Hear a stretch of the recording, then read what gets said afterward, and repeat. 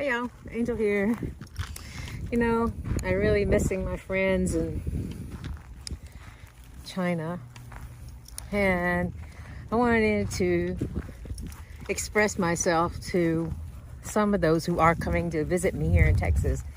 But I want to teach you the phrase, I can't wait to see you. So it is, I can't wait to see you. I can't wait to see you, my friends. Come see me. I can't wait to see you. Hey guys, want to learn a little sarcasm? This one's really easy. It goes, you think? Ya think? So here's how you would use it. Hey, if John drinks that bottle of poison, he's gonna die. You think? If John drinks that bottle of poison, he's gonna die. You think? That's how you use you think. There's your little bit of sarcasm. Hi y'all, Angel here. I'm walking around in the woods and I can hear doves cooing. I can hear the cooing of the doves. It's C-O-O-I-N-G. I can hear doves cooing in the background. They're cooing in the trees in the forest. And they're going coo, coo, coo, coo, coo. Hear the doves cooing. See? Did you hear it? Coo, coo, coo, coo. So the word is cooing. Cooing like a dove. I'm standing next to my RV and I need to put something away, and there's not a lot of room on the inside, but I have outside storage in this compartment. So the word is compartment. Compartment. C-O-M-P-A-R-T-M-E-N-T. Compartment. So in this compartment, I'm going to put this toolbox away in this compartment here. So, and once you sit, the nurse will yell out your name. So the nurse yelled out my name. My last name is Pivanka. She goes, Pivanka? I go, oh, that's me. So I go to her. She's standing at the door and she leads me to a place where she takes my weight. How much do I weigh? Writes it on the chart.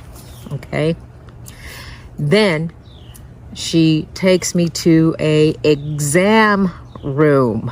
Exam room. Exam room is where the doctor will examine your body, look at you, talk to you, find out what's wrong with you, and chit chat with you about how to help you as well. So when the nurse took me in there, she asked me, what are the things that you're bothering you today? And she reiterated, like, what is my information? What's your name? What's your birthday? Blah, blah, blah. Just to make sure you are who you are, so they don't have any mix-ups.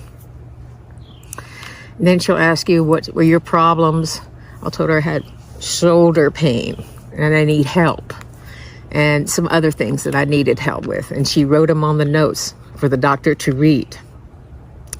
Once she's finished, she goes out and she says the doctor will be in soon. And I go, okay, so you stay in the room and you wait for the doctor.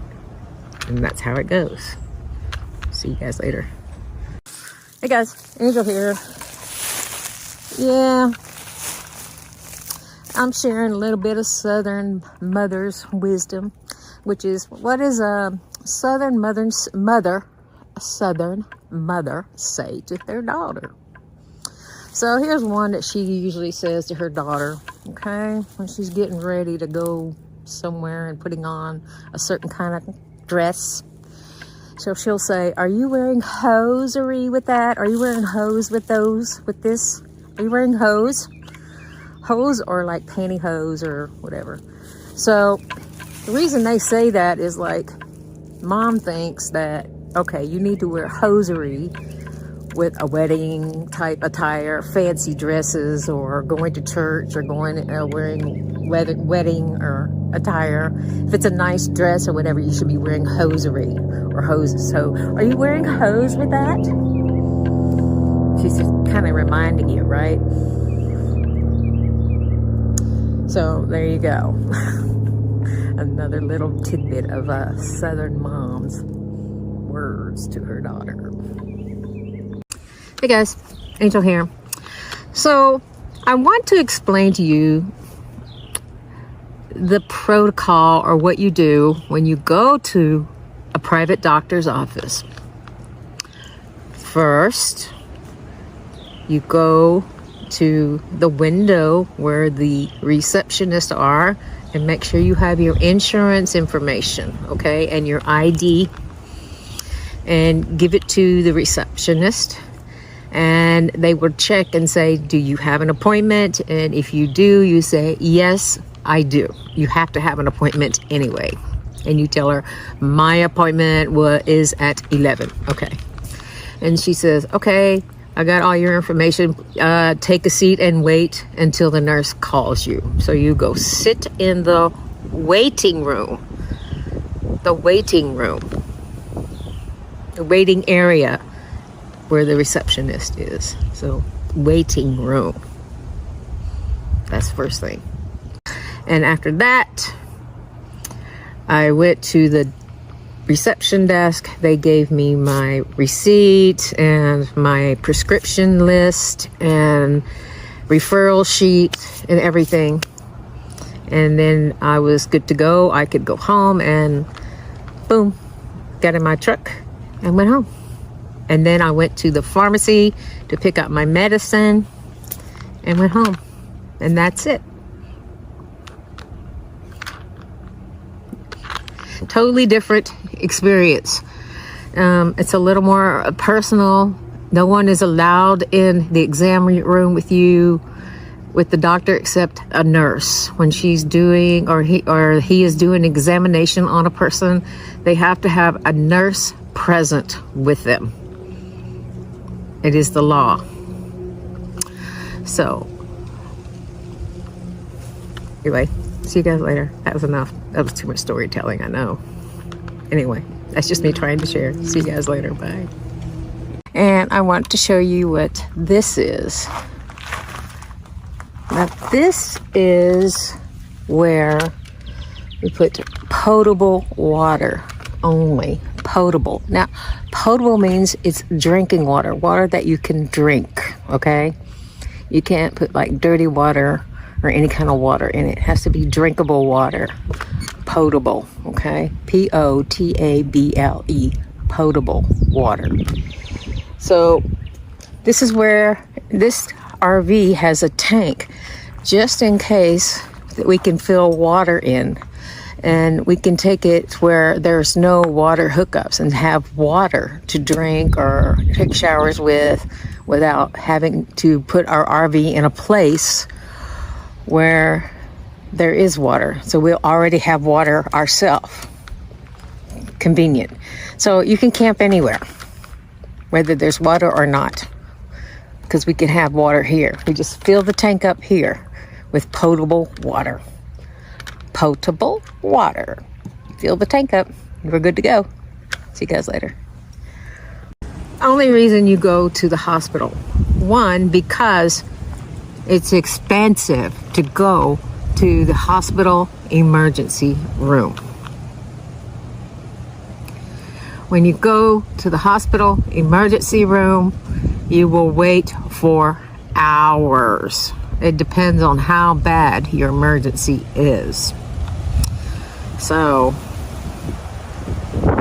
don't go to the hospital if you just have a headache or a small cut or sick to your stomach or just a small ache in your body, because you're going to wait for hours to see a doctor, and they will charge you more money to go to the doctor at the hospital than if you went to the clinic or the doctor's private office. Okay? Emergency. Go to the emergency room if you're very, very hurt. See you guys later. Hey guys, Angel here. I wanted to show you the river here and all these nice homes alongside of the river. These homes we would call there has 3 different names, or 2 different names you could call them. You can call them vacation homes, or summer homes, or weekend homes. Nobody lives in them full time. So these homes are used for vacations. It's a vacation home, summer home, or weekend home. Got it? See you guys later. Bye. Hey guys, Angel here. Now, I'm teaching a little bit of etiquette on how to get out of a conversation politely. This one is a tough one. Very tough. How to end a conversation by saying something kind. Now, it's not tough to say something kind. Now, think about the conversation. Maybe the conversation is long and boring and you feel like you want to set your hair on fire because you want out of this conversation, but you don't want to leave with a bad impression with your conversation partner. This is where you need to say something kind or use a little gratitude for something. So point out something they said to you. Maybe they told you about a trip to Beijing and what all they did in Beijing and where to go, the best places and blah. What you can say is, oh, I will definitely keep all of your advice in mind when planning a trip for my mother to Beijing. It sounds really good. That way it feels like you're listening and being considerate to the other person. Or you could say, in reference to someone's birthday, say you might have asked them, they said something about birthday gifts or whatever. And I would say, thank you for the smart advice for birthday gifts for my mother. I will definitely keep those in mind. I mean, it would be very helpful when I go to buy gifts for my mom, and thank you very much. So kindness goes a long way in these difficult conversations, There are some conversations that can be very boring and long, but you don't want to be rude and don't want to look like that you're being mean or a terrible person. So you want to end the conversation, look in a good light to yourself and with kindness and gratitude to the person. So think about what you want to say to them, saying, again, I'll repeat, thank you for the advice about going to Beijing. It sounds like you had a great trip. I'm definitely going to look into those things you told me about and when I plan my trip with my mom to Beijing, or something like that.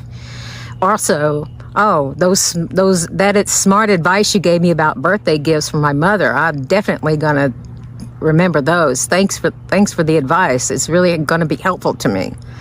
So, being considerate and kind, it kind of shows the other person that you're actually attentively listening to them, paying attention, and it gives you a chance to get out of the conversation in a very kind way. So, there you go. See you guys later. Hey guys, Angel here. Let's learn a little bit about conversation etiquette. So this etiquette is, how do you politely end a conversation? Maybe you're at a party or at a group of people or a gathering and you need a way to end a conversation. Well, there's 6 different ways. So let's look at the first one. How to give yourself an out. How do you give yourself an out of a conversation? Well, some people would just, physically remove themselves from the conversation, but that's sometimes not very polite. So here are some things you can say. You could say, I'm going to refresh my drink. I'm going to refresh my drink. That means you're going to refill your drink or get a new drink. And it gives you a chance to leave the conversation. So I'm going to refresh my drink. Or, second example you could do. You could say, I'm going to refresh my drink. May I get you something? And chances are the person will decline and say, no, thank you. And you get to go ahead and leave and refresh your drink. So the other sentence is, may I get you something? May I get you something? So first, I'm going to refresh my drink. I'm going to refresh my drink. Or you could say, excuse me, I'm going to go refresh my drink. And you would say, may I get you something? May I get you something? And chances are they'll say no, and then you can walk away from the conversation. And there you go. Hey guys, hello. This is Angel here. Anyway, today I'm teaching you a little bit about some etiquette on how to politely end a conversation. This tip is how to give the other person an out for the conversation, how to give them a way out of the conversation. Now, this is only designated for a person who's either the host or guest of honor, or if you're wedding, it's for the bride or the groom to do, not an ordinary person, because it would seem a little rude if they didn't. If an ordinary person at a party does this to you, because it seems like you're being ditched, okay? So that's a bad feeling. So here are some things they would say to you. They would say like, I know there's a lot of people who want to say hello to you. I know there's a lot of people here who want to say hello to you.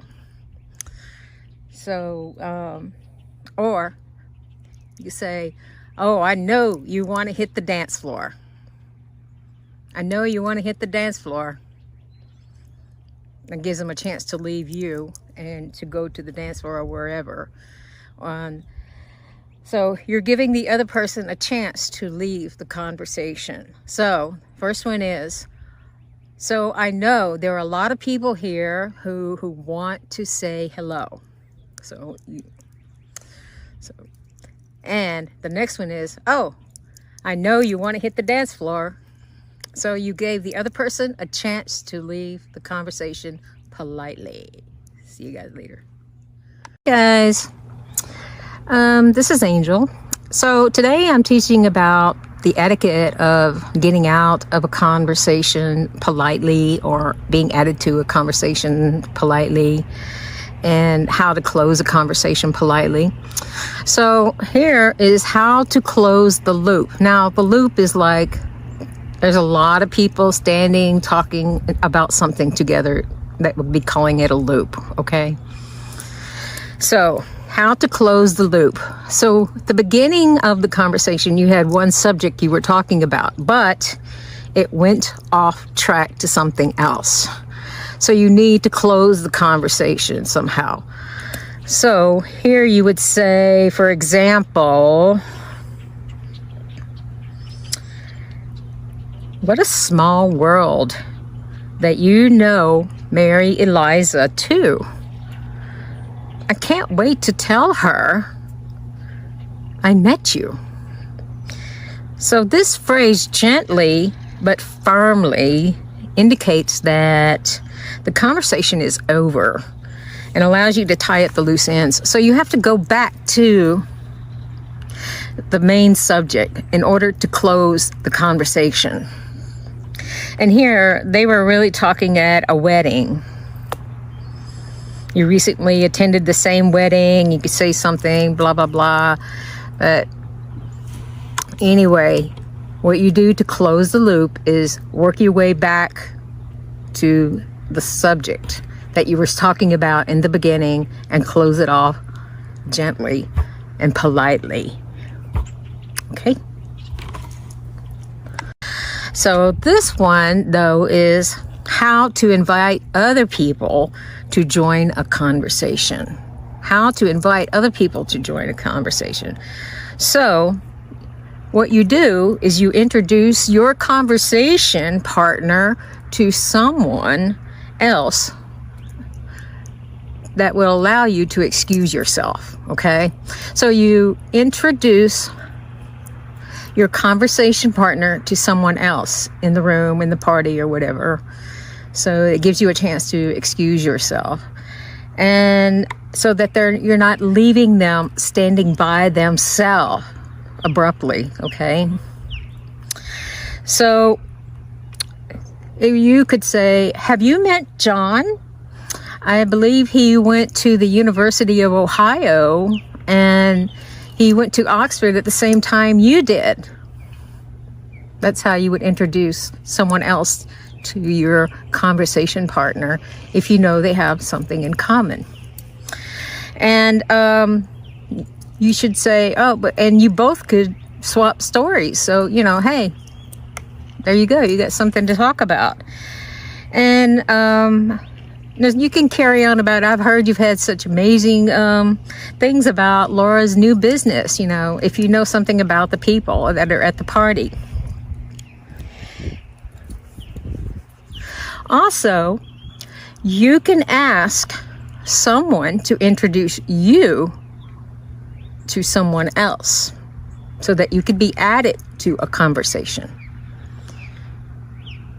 You can ask someone, like the host, to introduce you to someone in the party to be added to the conversation. Don't be shy. Otherwise, you never meet people, right? So you could say, sure, they will introduce you. Oh, this is my friend Laura, and she's a business lady, and she has a really good business that she actually has the same business that you do. And you'll probably say, oh, I think I've heard of her, and I've heard such good things about her business, about your business, and it's nice to meet you, Laura. So it opens up the door for you to get added to a conversation and be able to leave a conversation. So there you go. Be polite. Well, yesterday, and I had to go to the doctor. So I went to the doctor. The phrase is, I went to the doctor. So if somebody asked you, where were you yesterday? You would say, I went to the doctor. I went to the doctor. And there you go. I went to the doctor. So because my shoulder and my arm has a limited range of motion and lots of pain. Ow, I have pain. So when I would explain to my doctor, I would say, I'm having pain in my shoulder when I move my arm. I'm having pain in my shoulder. That's the phrase to listen to. I'm having pain in my shoulder when I move my arm. So that was my problem when I went to the doctor. I'm having pain in my shoulder. So that's the thing to remember if you're having pain in your shoulder. Hey guys, Angel here. Just want to share a little more of that Southern way of thinking now. What a Southern mother says to her daughters. So here's one for you. You catch more flies with honey than with vinegar. You catch more flies with honey than with vinegar. And what does that mean? Well, you're just giving a gentle reminder to your daughter that kindness goes a little longer, and being sweeter and being nicer to people goes a long ways than being bitter and mean and upset and, just be a nice girl. Okay? That's what that means. So, you catch more flies with honey than you do with vinegar. Got that, girls? Hey, y'all. This is Angel here. I'm just talking about my Southern culture a little bit. And this is about Southern moms, what they say to their daughters. And this one is, that storm will pass in 2 shakes of a cow's tail. That storm will pass in 2 shakes of a cow's tail. Now, this could be used in 2 different situations. You could be talking about a real storm, the weather, okay? Or you could be talking to your daughter who's having a situation in her life that's upsetting her, feels like a storm to her in her body, in her mind. But it will pass. And you're telling her, oh, that storm will pass in a shake of a cow's tail, okay? So calm down, it'll be okay. So the phrase goes, that storm will pass in 2 shakes of a cow's tail. Got it? See you guys later. Hey guys, Angel here. Yes, I'm telling a story about my visit to the doctor still. So, I'm sitting in the exam room and the nurse has already taken my information and I'm waiting in the exam room for the doctor to come in. She comes in and she asks me more questions. She reads my blood test results because the week before I had to do blood test. I had to go to a lab somewhere and they drew my blood. They drew my blood out of my arm the week before the doctor appointment. And she said everything looked good. And I told her my other problems I needed to talk about. And that's when she gave me the referral for my shoulder for another doctor to look at. Hey y'all, Angel here. Yesterday, I went to the doctor and told her I was having pain. I was having pain in my shoulder when I moved my arm. But before I went to the doctor, I had to make an appointment. This is something to pay attention to. Make an appointment. Make an appointment.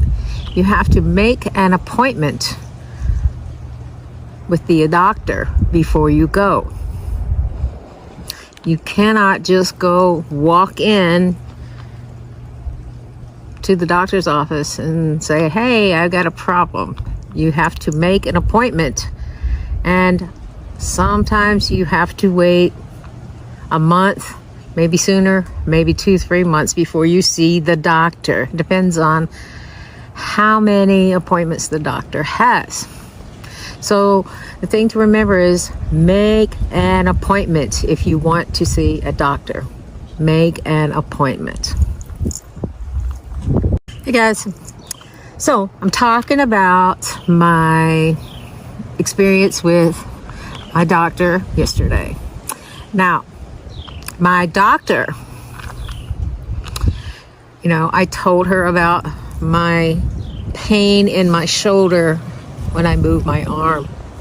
She gave me a referral. This is to remember, a referral. A referral to another doctor who is a specialist, a doctor who specializes in specializes in bones and joints of the body, okay?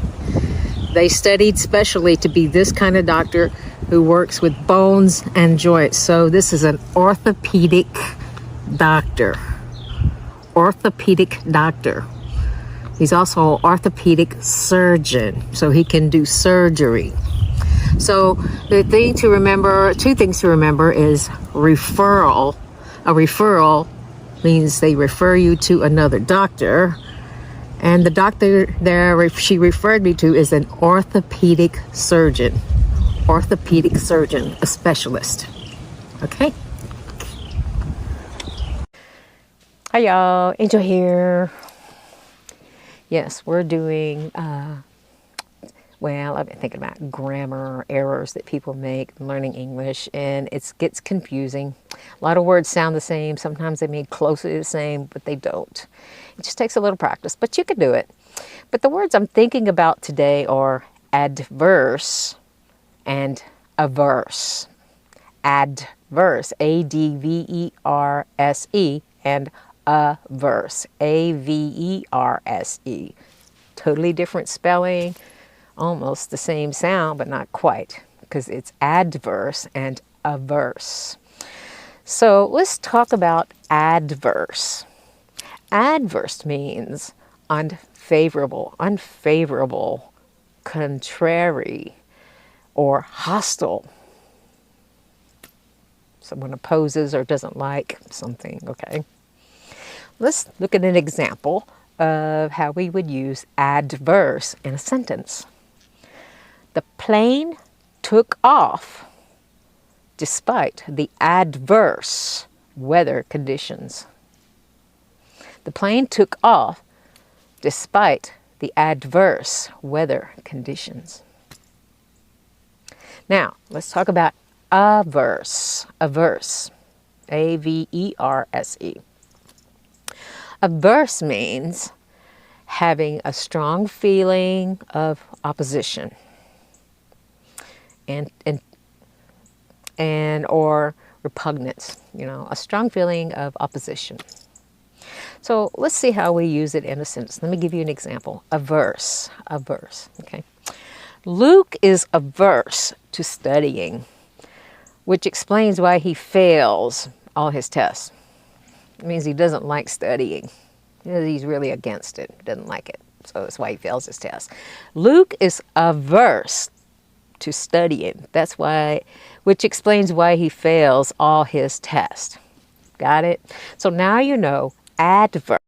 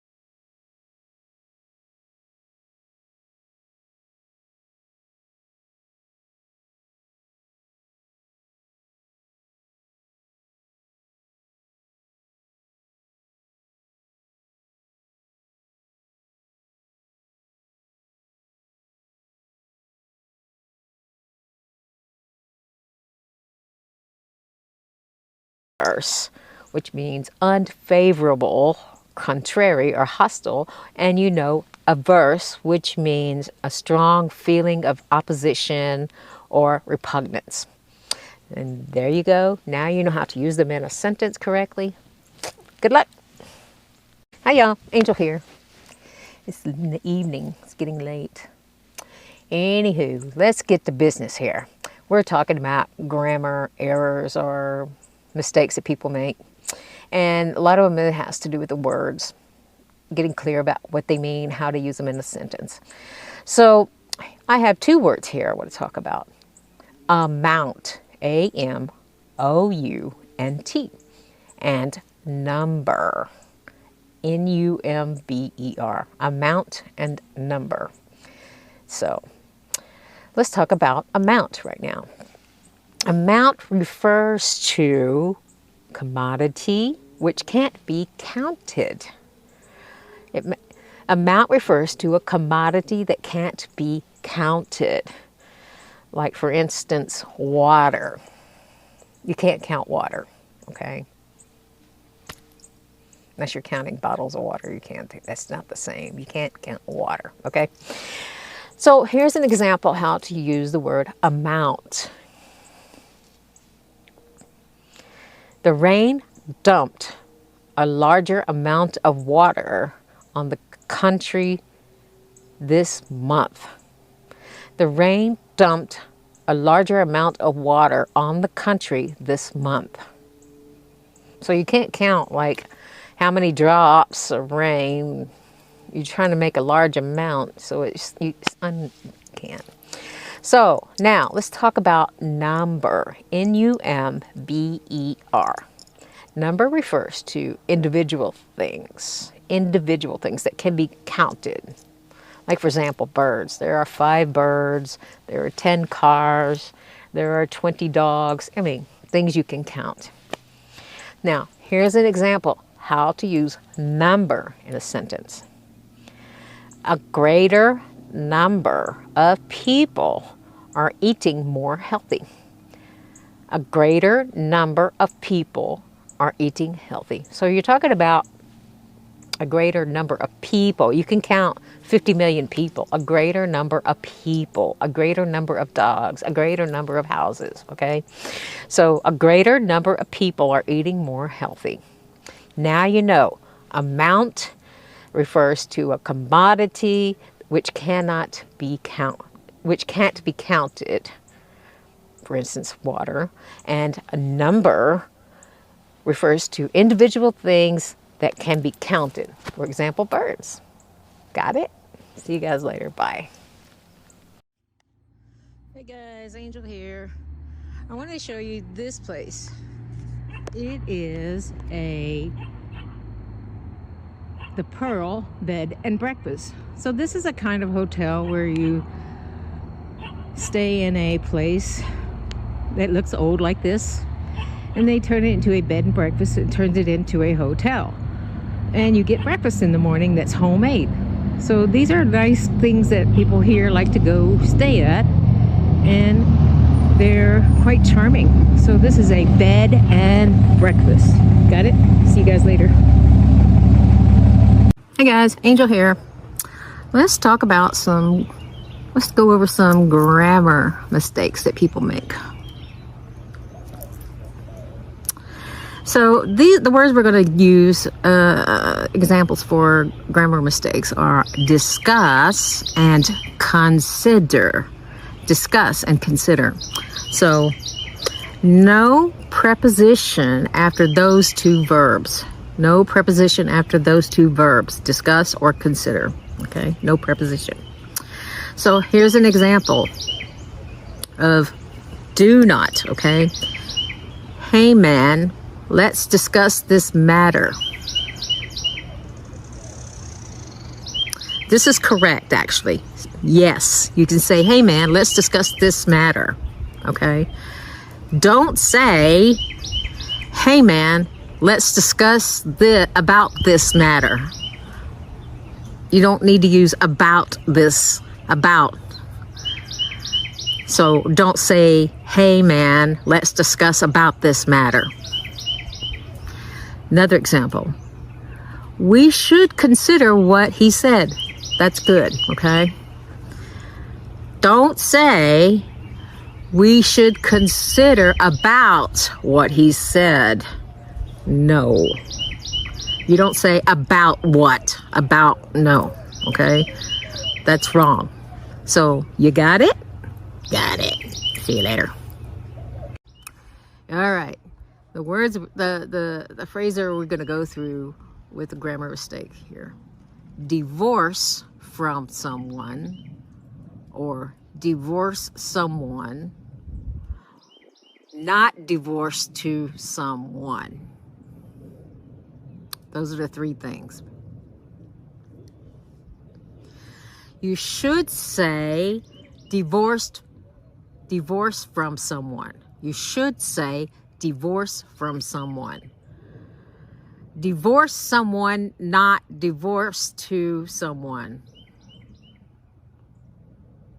Divorce someone, not divorce to someone. You should say divorce someone, not divorce to someone. okay? You should say divorce from someone, divorce someone, not divorce to someone, okay? Here's some examples. You can say she's divorced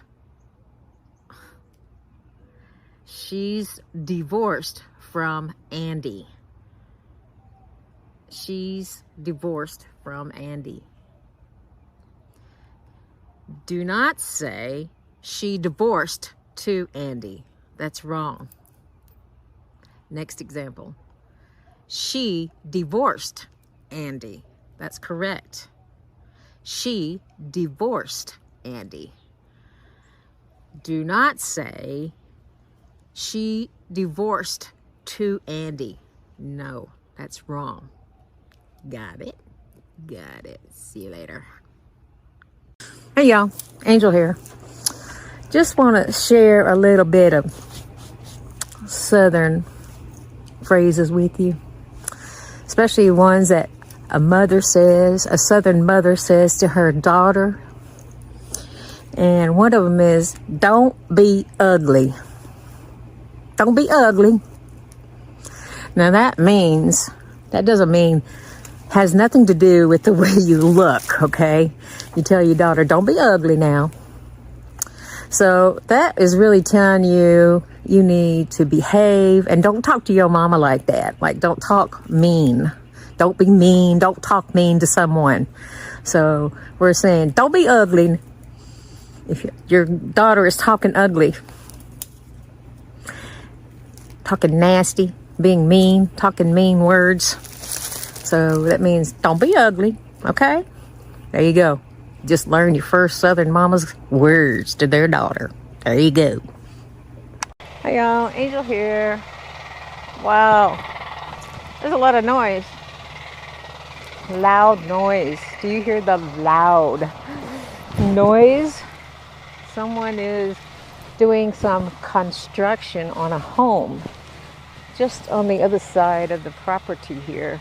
So it's a loud noise, construction noise, because they're doing some work on a house, building a house.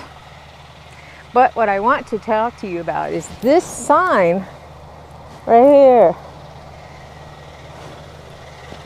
The sign, it says, notice, employees only beyond this point. Employees only beyond this point. Okay? Employees only beyond this point. That means nobody but people who were hired to work on this property can go past this sign or this chain or go down these stairs. No one else can go.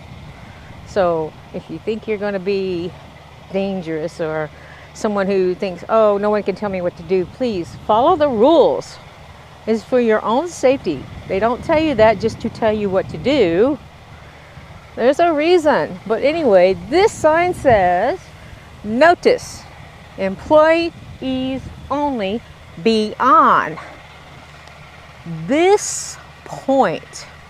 This point, okay? Follow the rules, guys. See you later. The first ones we're going to do are much and far versus very. Those two words, okay? So let's begin with very, how we use very, how not to use very. And the first sentence will be wrong, and the second sentence will be correct, okay? So here we go. Don't say, he's very younger than I am. He's very younger than I am. No, don't say, okay? Yes, say this, okay? He's much younger than I am. Or you can say, he's far younger than I am, okay? That's correct. Another example. Don't say, her husband is very older than she is. Wrong. The correct way to say is, her husband is much older than she is. Or her husband is far older than she is. That's correct. Okay? Next example. Don't say, Chinese is very more difficult than French. No. Can't use very this way. The correct way to say is, Chinese is much more difficult than French.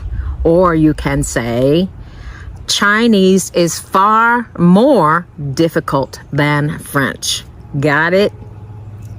Got it. See you guys later. Hey y'all, Angel here. Just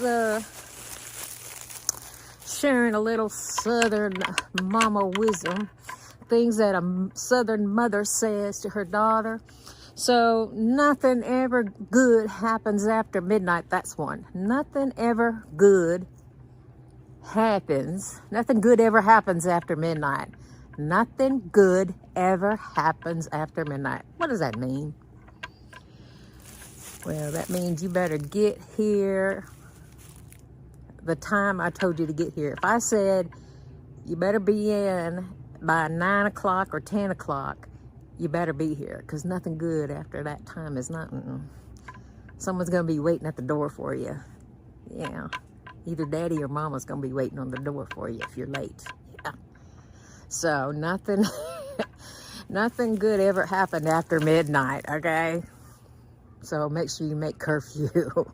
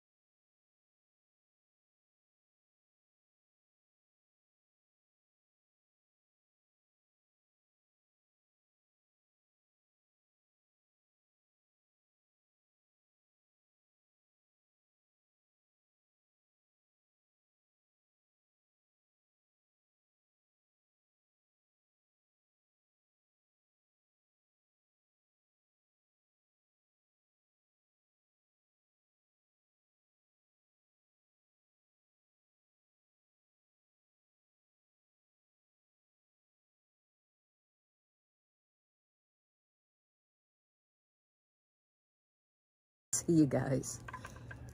Okay. So the words we're going to use today are travel versus a journey. Travel versus a journey. Now, travel is uncountable. Travel is uncountable. So you can't count travel. You can't count it. Okay. Like numbers. Like I have 5 fingers. I can count fingers. Tables, chairs, cars, I can count that, but I can't count travel, okay? So, here's the example. Don't say, we had a long travel through the mountains. Don't say, we had a long travel through the mountains. That's wrong. You should say, we had a long journey through the mountains. We had a long journey through the mountains. That's correct. Another example.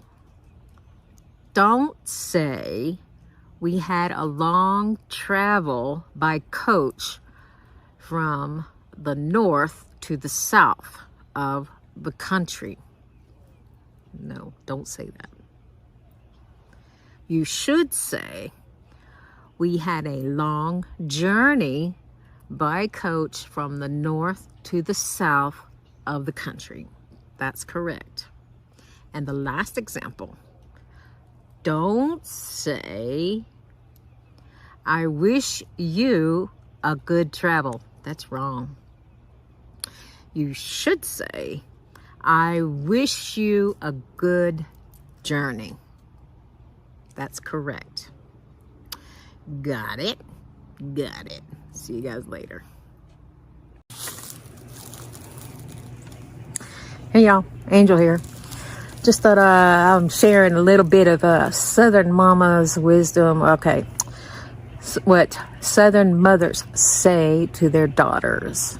So this one is, it'll all come out in the wash.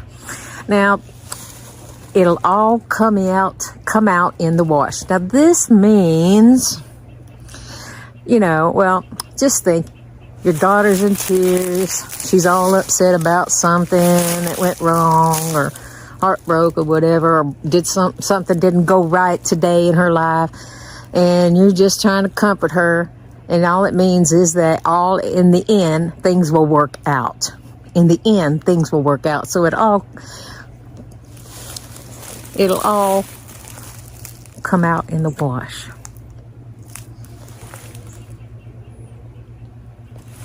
Got it? It'll all come out in the wash, guys. It'll be okay. Hey y'all, Angel here. Just taking an evening walk by the river, and I noticed something pretty awesome. You never think that in Texas you would see bamboo, but here we are. Bamboo. This is bamboo. B-A-M-B-O-O. It's not only in China, it's in Texas. This is bamboo beside the riverside. Bamboo. So I'm taking my little walk by the riverside, and of course I tell you about the bamboo here, but I also want to tell you this is a patch of bamboo. Patch of bamboo. P-A-T-C-H. Now, a patch can apply to like a small garden or a small area that's being planted of flowers, or a patch of flowers, a patch of peas, a patch of bamboo, a patch of squash. So it can be referred to as a small garden or a small area that's being planted with something. Okay, so but this is a patch of bamboo. See you guys later. Hey guys, Angel here. Now we went down the steps and down the stairs. Now we're gonna go up the steps or up the stairs. So I had to watch my feet. So let's go up.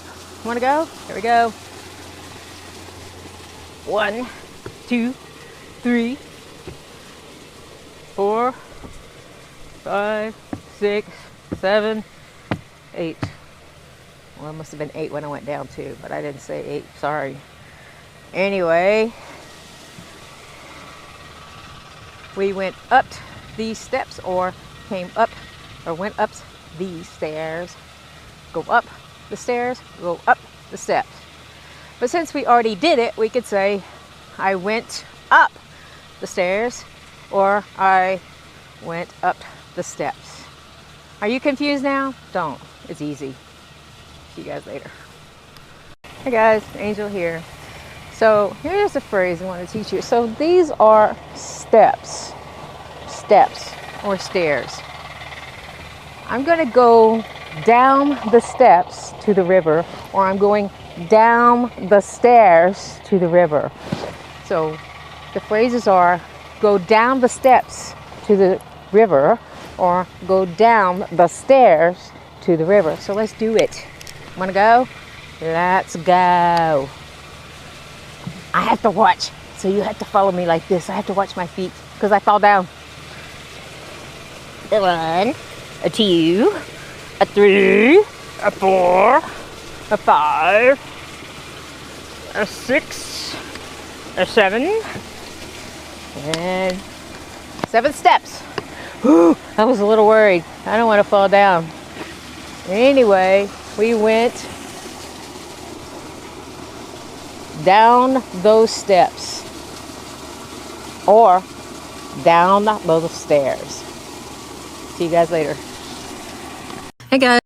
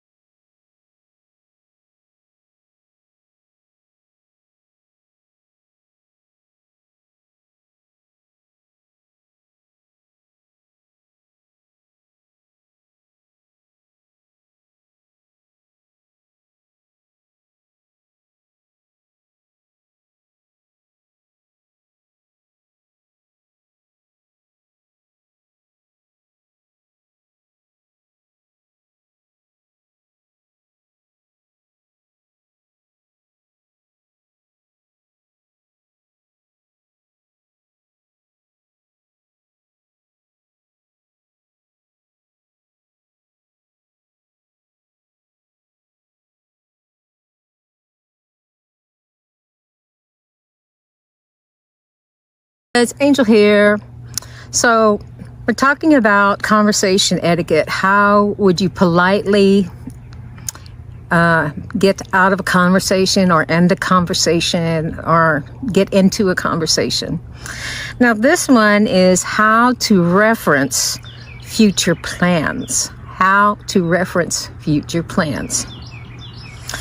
So your conversation partner, you both have a lot of things in common. Say, for instance, you attend church together, you go to English Corner together, you go to book reading group together. So you see each other a lot. And so you're in similar circles, okay, of other people all the time, either through work or socially. So acknowledging a future event you'll be attending will help you to close a conversation. So say for instance, Susan's talking about her baby. Oh, I have so much I would love to tell you about what my baby did today. Oh, Susie, I'll see you at the English Corner on Sunday. Maybe we could talk about your baby then. Susie, I'll see you at the English Corner on Sunday, so let's talk about your baby then. And it'll give you a chance to end the conversation politely. And so you're talking about foreseeable events in the future. You know that you're going to see each other again. Now, if you know the other person or you are not going to see each other in a foreseeable future at those places, then you can either ask for the person's phone number or email or whatever, so you can have a conversation about the baby or whatever the subject is. And you could do it right away whenever you have a chance to do it. So there you go. How to reference future plans and end a conversation politely. See you later. Hey y'all, Angel here, sharing her little old Southern culture. And today it's about mothers, Southern mothers, what they say to their daughters.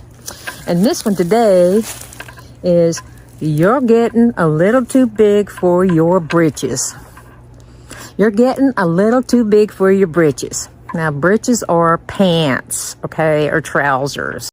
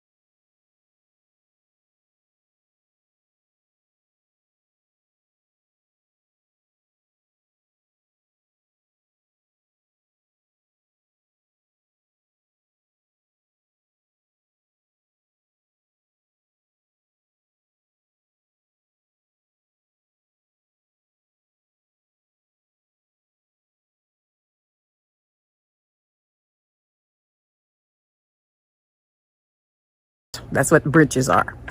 You're getting a little too big for your britches. Now, this means you've probably been sassing your mom, talking back to your mom, being ugly to your mom, saying when you should be quiet. So that means you're getting a little too big for your britches because you think you're equal to your mom, okay? You're not. I'm mom, you're the child, right? I'm mom, you're the kid. So you're getting a little too big for your britches, so don't talk to me like that. All right? There you go.